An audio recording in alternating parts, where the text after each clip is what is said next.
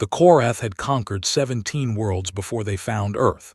They were tall beings, standing nearly 8 feet high, with thick gray skin that could stop most projectiles. Their forearms made them deadly in close combat, and their eyes could see in complete darkness. They had never lost a war. They had never met a species that could stand against them for more than a few months. When their ships entered Earth's solar system, they expected another easy victory. The humans seemed weak. They were small, soft, and fragile. Their technology was basic compared to Korath weapons. The invasion would be quick, the Korath commanders believed. Perhaps 3 weeks to take the major cities. Perhaps 2 months to crush all resistance. They were wrong. The first battles went as expected. Human armies fell before the Korath advance.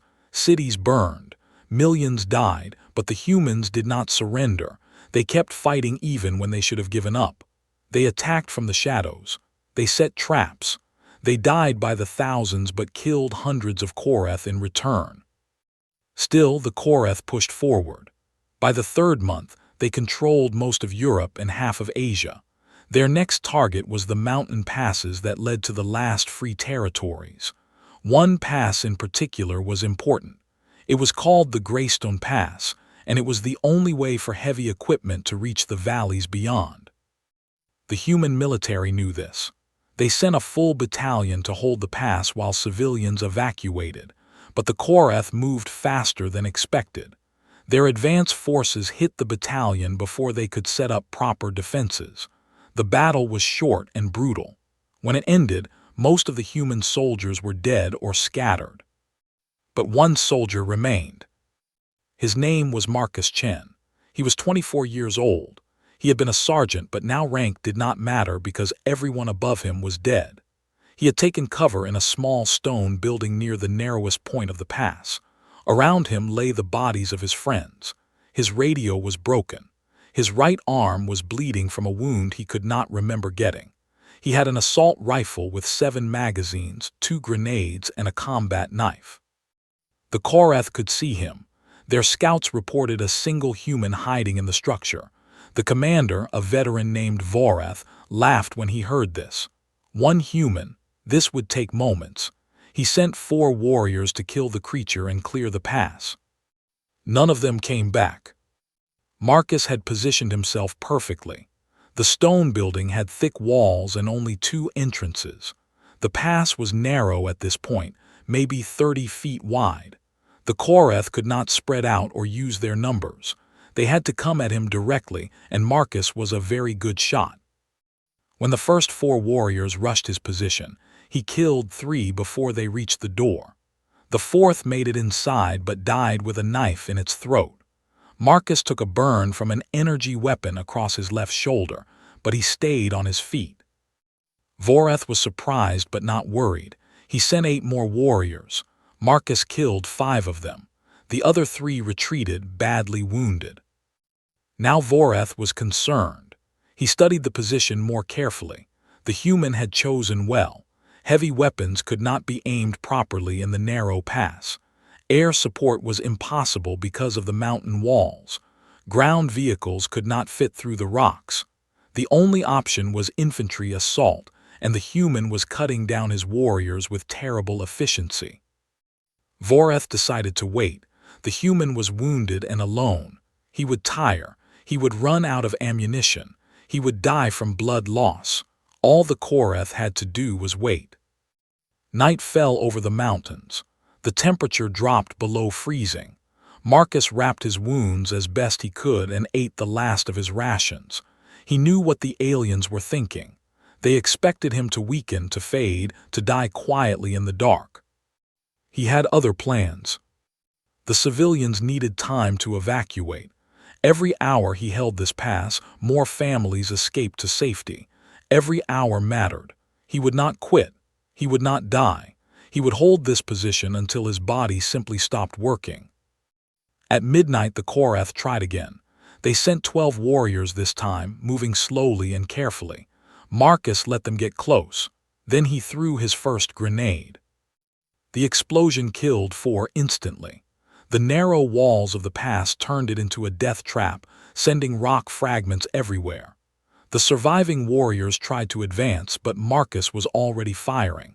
His aim was steady despite his wounds. His mind was clear despite the pain. When dawn came, 8 more Korath bodies lay in the pass.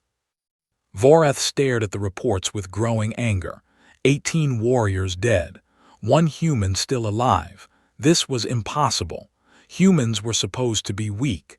They were supposed to break under pressure. They were supposed to surrender when facing impossible odds. This human had not received that information. The Korath commander sent a message back to his superiors. He requested heavy artillery support. He requested airstrikes. He requested anything that could remove this obstacle without sending more warriors to die. The response came back negative. The pass had to be taken intact for heavy equipment. Destroying it would delay the invasion by weeks. Vorath had to handle this with ground forces. So he settled in for a siege. He posted warriors at both ends of the pass. He set up camps and supply lines. He prepared to wait the human out. Marcus watched them from his position. He could see the enemy making themselves comfortable. They thought time was on their side. They thought he would simply fade away. They did not understand what they were dealing with. The human body is a remarkable thing. It can survive damage that would kill most species. It can keep functioning when badly hurt. It can adapt to pain, ignore discomfort, and push through exhaustion. The Korath knew none of this. Their own bodies were strong but brittle. When a Korath was wounded badly, it died quickly. They had no concept of fighting through pain. Marcus had plenty of pain.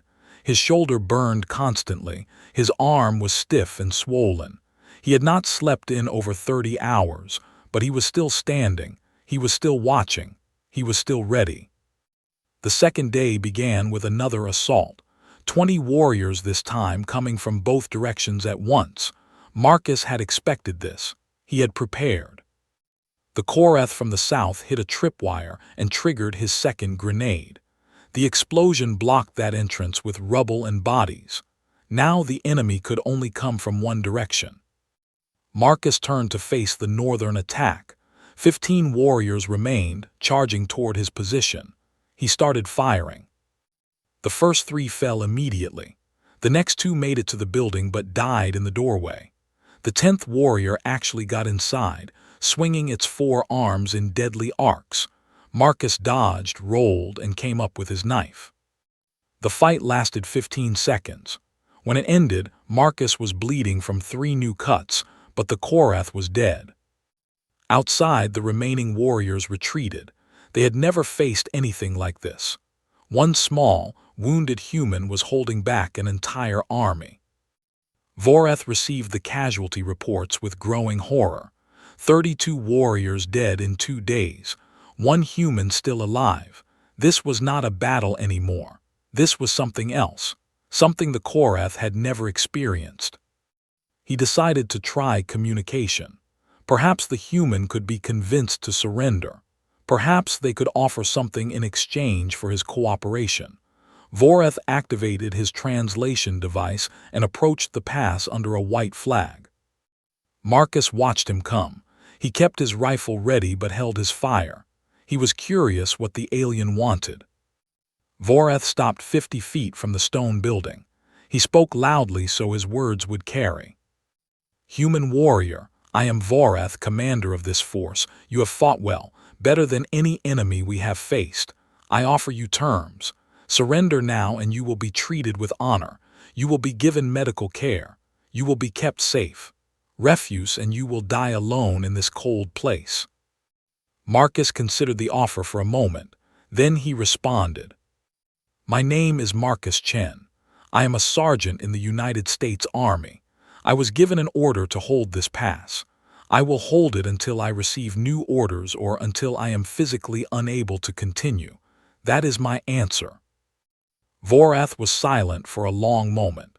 He had never heard such words from a defeated enemy. This human was not defeated. This human did not even seem to understand the concept of defeat. "You cannot win," Voreth said finally. "You are one soldier against thousands. You are wounded and tired. You have no support, no reinforcements, no hope. Why do you continue?" Marcus smiled, though the alien could not see it. "Because people are counting on me. Because every hour I hold you here, more families escape. Because surrender is not in my vocabulary. Because I am human and humans do not quit." Voreth returned to his camp deeply troubled. He had studied many species during his military career. He had seen courage and cowardice, strength and weakness, but he had never seen anything like this. This human was not fighting to win. He was fighting to buy time. He was sacrificing himself so others could live. It was a concept the Koreth found difficult to understand. That night the temperature dropped further. Snow began to fall. Marcus huddled in his stone building, wrapped in everything he could find. He was getting weaker. He knew it. His wounds were infected now, hot and swollen despite the cold air. He had not eaten in over a day. Water came from melted snow, but it was not enough. Still he watched, still he waited, still he held. The third day brought more attacks. The Koreth tried rushing his position at dawn. They tried stealth approaches at noon. They tried overwhelming numbers at sunset. Each time Marcus drove them back. Each time more Koreth died. His rifle ran out of ammunition late in the afternoon. He had 6 bullets left in his pistol and his knife. But he also had the weapons of fallen enemies. Koreth energy rifles were heavy and awkward for human hands, but Marcus made them work. By nightfall on the third day, 51 Koreth warriors had died trying to take the Greystone Pass. Voreth sat in his command tent, staring at the maps. His superiors were demanding progress. The invasion timeline was falling apart, all because of one human soldier who would not die. He began to compose a report. He had to explain this somehow. He had to make his commanders understand what they were facing. "The human species," he wrote, "is not what we believed. They are not weak. They are not cowards. They have a quality we have not encountered before. They call it resilience. It means they do not stop. They do not quit. They continue fighting long after any reasonable being would surrender. This makes them extremely dangerous enemies." He paused, considering his next words carefully. "I have lost 51 warriors to a single wounded human. He holds a strategic position and refuses to abandon it. He has been offered surrender and refused. He fights with damaged weapons, no food, and serious injuries. He should be dead. He is not. I do not know how to proceed." The response came back within hours. It was not helpful. His commanders demanded the pass be taken immediately. They did not care about casualties. They did not understand the situation. Voreth looked out at the moonlit mountains and wondered if the Koreth had finally found an enemy they could not conquer. Marcus spent the third night preparing for the end. He knew he could not last much longer. His fever was rising. His hands were starting to shake. He had lost too much blood, been without food for too long, been cold for too many hours. His body was failing. But he was not done yet. He arranged his remaining weapons carefully. 6 pistol bullets, 1 Koreth energy rifle with maybe 10 shots left, his knife, some rocks he could throw. It was not much, but it would have to do. He thought about home. He thought about his mother in California, his sister in Texas, his friends from high school.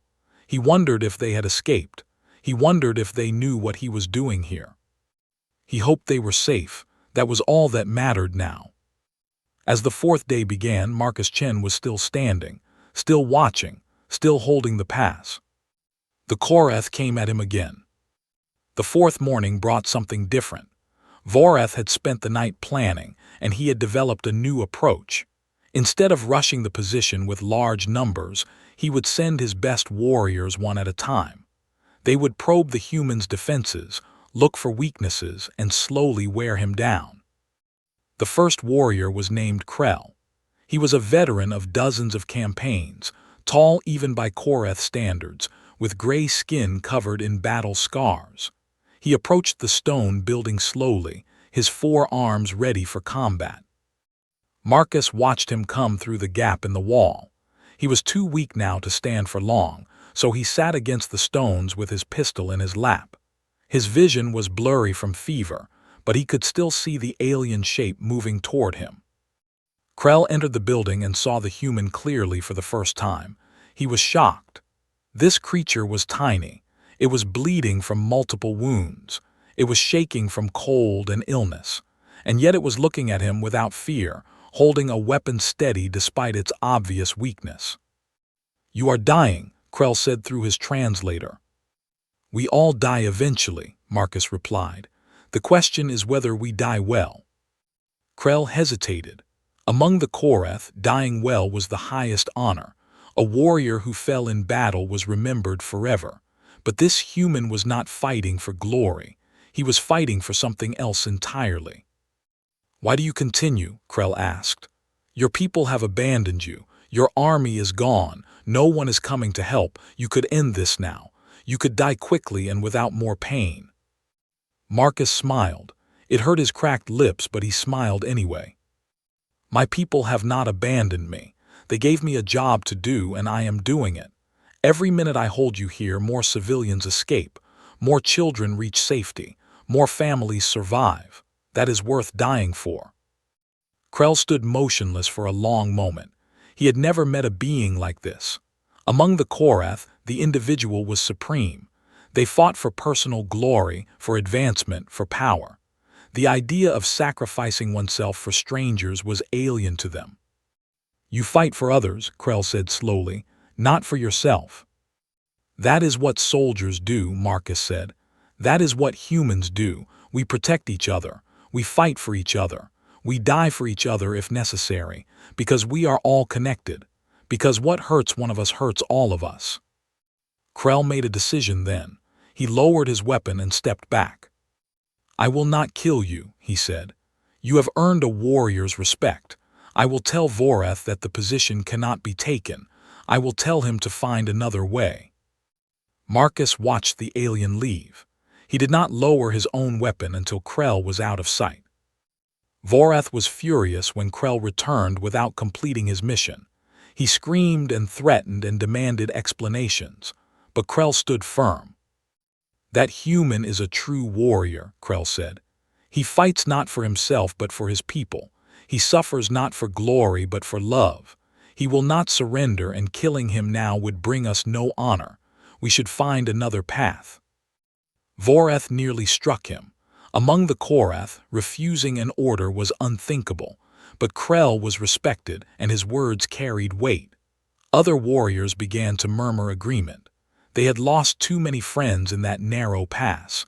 They were beginning to wonder if this fight was worth the cost.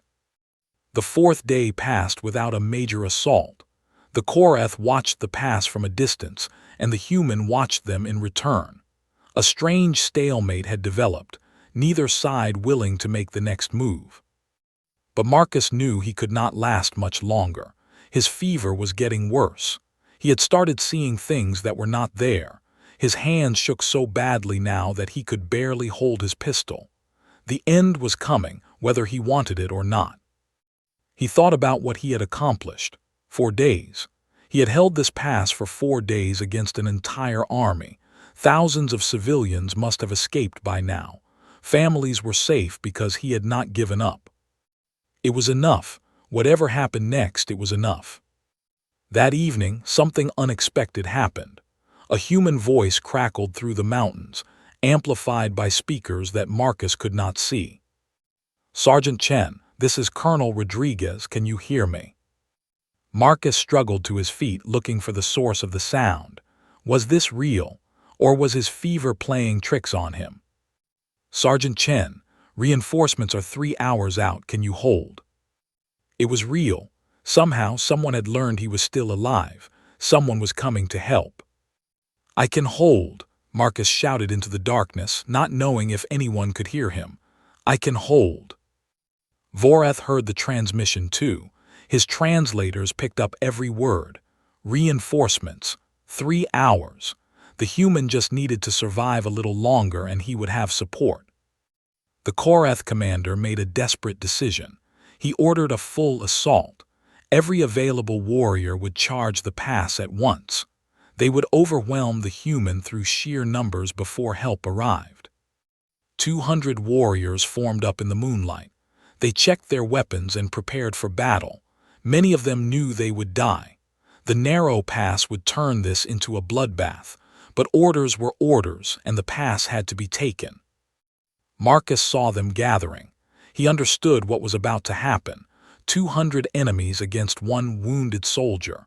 There was no way he could win this fight. But he could make them pay for every inch. He set up his remaining weapons in front of him. 6 pistol bullets, about 10 shots in the Korath rifle, his knife, some rocks. It was not much, but it would have to be enough. The Korath advanced. The first 20 fell to energy rifle fire. Marcus's aim was shaky, but at this range, he could hardly miss.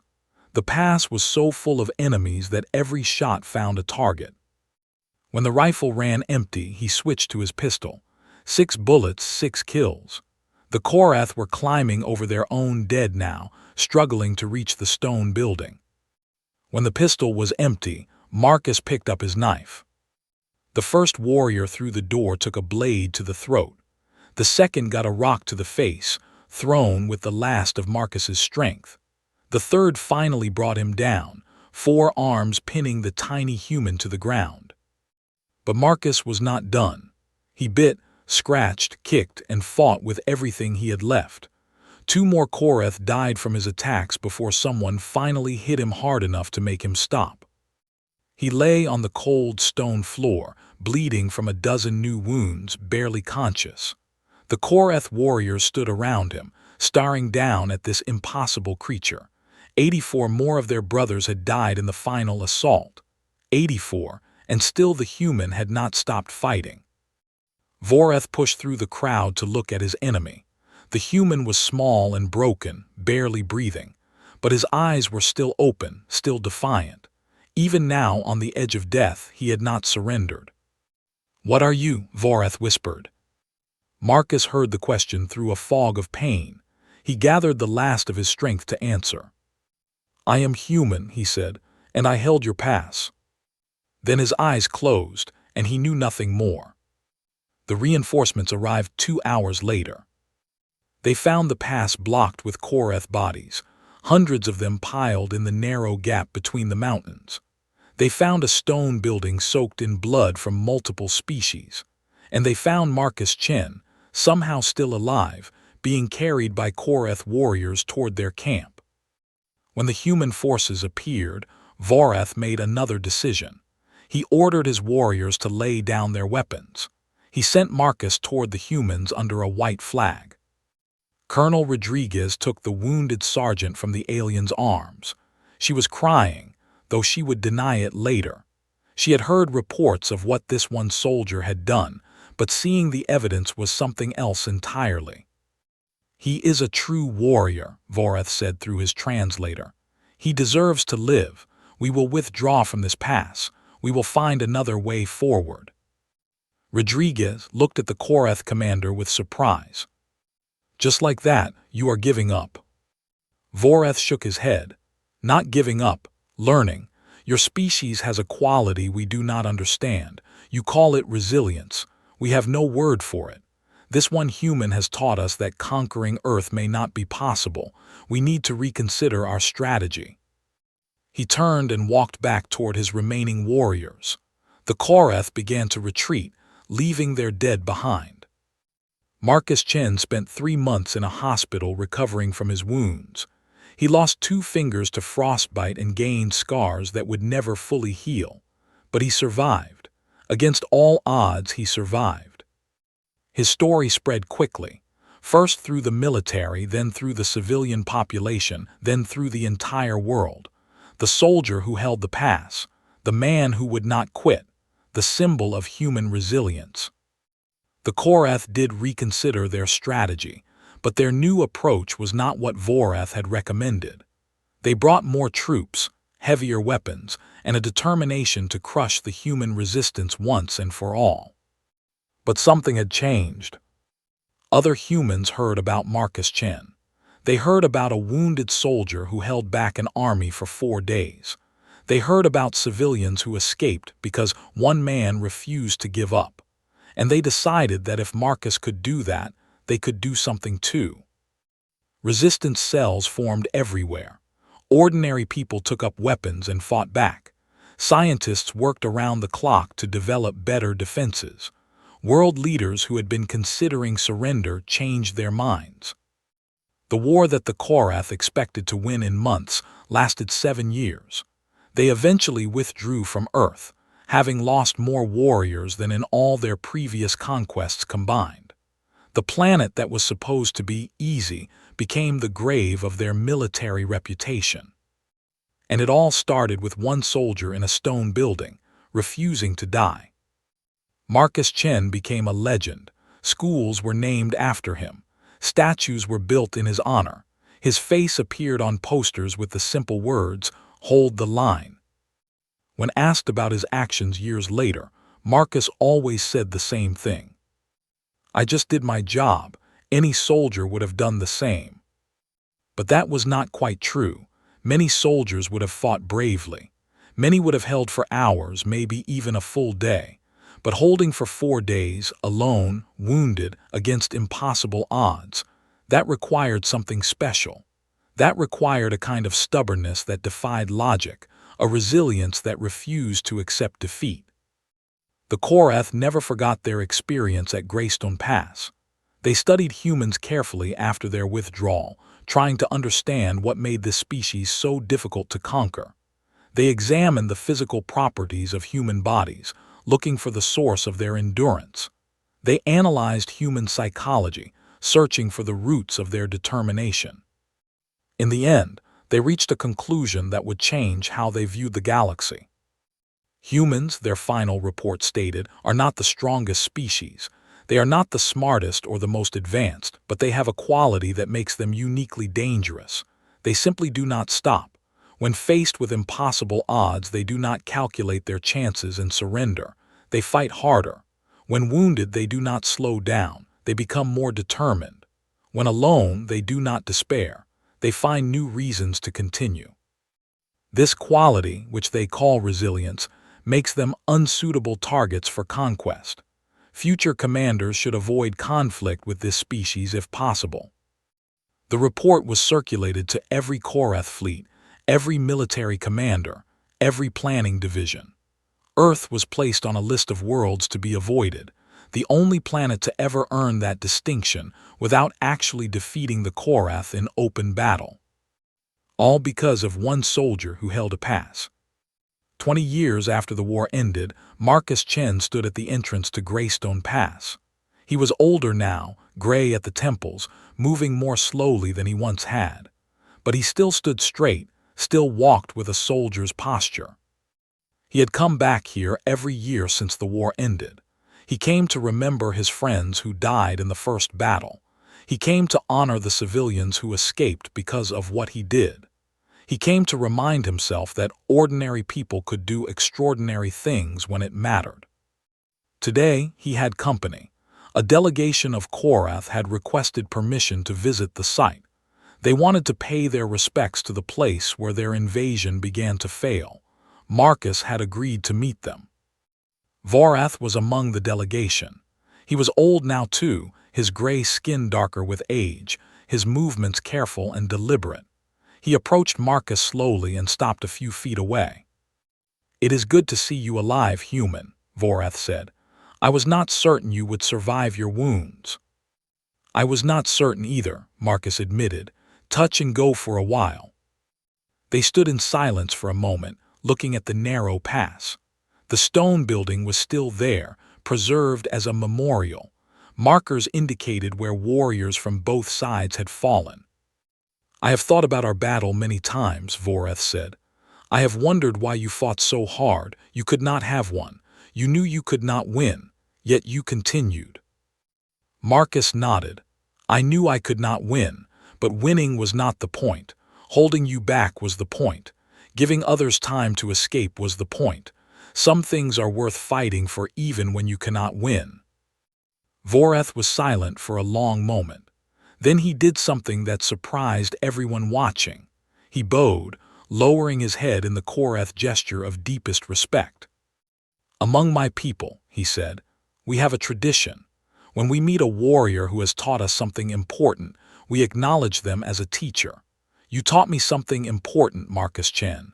You taught me that there are things worth fighting for beyond victory. You taught me that the measure of a warrior is not whether they win, but whether they stand firm when standing firm matters." Marcus felt his throat tighten. He had not expected this. "Thank you," he said simply. "No," Voreth replied. "Thank you. You showed us what humans truly are. You showed us why your species deserves respect. Because of you, my people changed. We no longer seek conquest above all else. We have learned to value courage and sacrifice, even in our enemies. This is your gift to the galaxy." The two old warriors stood together as the sun set over the mountains. They had been enemies once, fighting to the death in this very place. Now they were something else. Not quite friends, but something close. Two beings who understood each other in a way that few others could. The Greystone Pass had seen blood and death and terrible suffering, but it had also seen something else. It had seen the birth of a legend. It had seen proof that one person, standing firm against impossible odds, could change the course of history. Marcus Chen held the pass for 4 days. In doing so, he held open a door to humanity's future. He showed the galaxy what humans were made of. He proved that resilience was more powerful than strength, that determination was more important than numbers, that the will to fight for others was the most dangerous weapon in the universe. The stars were full of powerful species, ancient civilizations, and mighty empires. But after Greystone Pass, they all knew one thing. Humanity was not to be underestimated. And it all started with one soldier who refused to quit. Years passed, and the story of Marcus Chen continued to grow. It spread beyond Earth, carried by traders and diplomats to distant worlds. Species that had never heard of humans learned about them through the tale of one soldier and a mountain pass. The Koreth became unlikely ambassadors for this story. Where once they had spoken of humans as weak and easily conquered, now they spoke of them with respect. Voreth himself traveled to other worlds, telling anyone who would listen about the human who would not die. "Do not underestimate them," he would say. "They look fragile, but they are not. They seem soft, but inside them burns a fire that nothing can extinguish. I have seen it with my own eyes. I have lost warriors to it. Respect them or pay the price." This message changed how other species approached humanity. When Earth finally developed faster-than-light travel and joined the galactic community, they found doors already open. The story of Greystone Pass had preceded them. Species that might have looked down on the newcomers instead greeted them with caution and respect. Marcus Chen did not seek the fame that followed him. He returned to a quiet life after his recovery, working as an instructor at a military academy. He taught young soldiers the basics of combat, strategy, and survival. But his most important lessons were about something else entirely. "You will face moments," he would tell his students, "when everything seems lost, when you are alone, hurt, and outnumbered, when every logical part of your brain tells you to give up. In those moments, remember this. Giving up is the only sure way to lose. As long as you keep fighting, anything is possible." His students took these words to heart. Many of them went on to serve with distinction, facing their own impossible situations with the same stubborn determination their teacher had shown. The spirit of Greystone Pass lived on in them. But not everyone was content to let Marcus fade into peaceful retirement. Governments wanted to study him, to understand what made him capable of such endurance. Scientists proposed experiments and tests. Media outlets offered fortunes for exclusive interviews. Marcus refused them all. "I am not special," he would say. "Any human could have done what I did. We all have that strength inside us. We just need a reason to find it." Some people believed him. Others did not. But everyone agreed that he had changed something fundamental about how humanity saw itself. Before Greystone Pass, humans had doubted their ability to survive against a technologically superior enemy. After Greystone Pass, they knew that technology was not everything. Will, determination, and the refusal to quit could tip the scales. The war memorial at Greystone Pass became a place of pilgrimage. Humans came from all over the world to stand where Marcus had stood, to look at the narrow gap between the mountains, to try to understand what had happened there. Many left flowers or small tokens. Some wrote messages in a book kept at the site. One message, written by a child, summed up what many felt. "Thank you for not giving up. Because you didn't, my grandmother is alive. Because you didn't, I was born." Marcus visited the memorial every year on the anniversary of the battle. He would read through the messages, touch the cold stone of the building where he had fought, and remember the friends he had lost. Sometimes he cried. Sometimes he simply stood in silence. But he always came. On the 25th anniversary, something special happened. Ships from a dozen different species appeared in Earth's orbit. They had come to honor the human who had changed galactic perception of his species. Ambassadors and dignitaries traveled to Greystone Pass to lay their own tokens of respect. Marcus was overwhelmed. He had never imagined that his actions would have such far-reaching consequences. He had simply done his duty, nothing more. But standing there, surrounded by beings from across the galaxy, all paying tribute to him, he began to understand. His stand at the pass had not just saved civilians or won a battle. It had shown the universe something about the nature of humanity. It had proven that humans were more than they appeared. It had earned his entire species a place of honor among the stars. The Korath delegation was the largest. They had brought a gift, a statue carved from stone taken from their homeworld. It depicted Marcus as they remembered him, wounded but unbowed, standing with his knife ready against impossible odds. The inscription read, "To the warrior who taught us what courage truly means." Voreth, now elderly and moving with difficulty, presented the statue personally. The two former enemies embraced, an act that would have been unthinkable decades earlier. "You changed us," Voreth said quietly. "My people are not what we were. We no longer conquer. We no longer see other species as prey. We have learned that true strength is not about crushing the weak. It is about standing for what matters, even when standing seems impossible." Marcus did not know what to say. He had never expected his actions to have such an effect. He had simply refused to quit. That was all. But sometimes that is all it takes. The ceremony ended as the sun set over the mountains, painting the sky in shades of red and gold. The visitors departed, returning to their ships and their distant worlds. The memorial fell quiet again, as it had been for so many years. Marcus stood alone in the fading light, looking at the pass. He could almost see the shadows of the past, the warriors advancing, the bullets flying, the desperate fight for survival. He could almost hear the sounds of battle, the screams of the wounded, the thunder of explosions. But those sounds were gone now. In their place was peace. The war was over. The Korath were allies. Humanity had taken its place among the stars, and it had all started here, in this narrow gap between the mountains. Marcus Chen closed his eyes and let the silence wash over him. He had held the pass. He had done his duty, and somehow, against all odds, he had changed the galaxy. When he finally opened his eyes, the stars were coming out. He looked up at them and smiled. Somewhere out there, beings he would never meet were telling stories about him. Somewhere out there, his legacy was still growing.